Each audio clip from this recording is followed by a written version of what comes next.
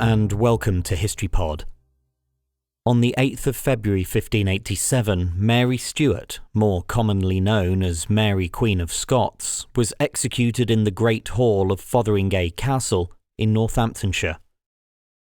Mary was a rallying point for Catholic and Spanish plots that sought to overthrow Queen Elizabeth I of England and install her as the new queen.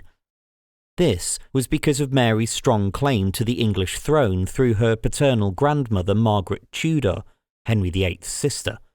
This led Elizabeth to place her under house arrest in 1568. Mary herself didn't hide her belief that she should be queen. She and her fellow Catholics viewed Elizabeth as illegitimate due to her being born to Anne Boleyn, whom Henry VIII had married after his divorce from Catherine of Aragon. Mary's imprisonment continued until a case could be made against her. Having been held for 19 years in a variety of castles and manor houses around the British Isles, she was accused of plotting to kill Elizabeth in 1586.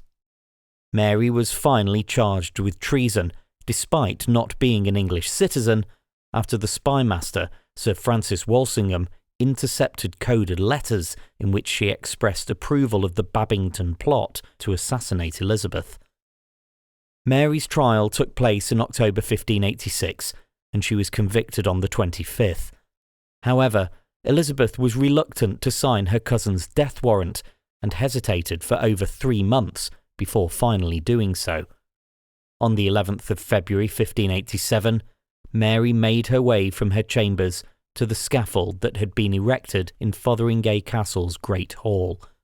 It took the executioner 3 strokes of his axe before she was finally beheaded.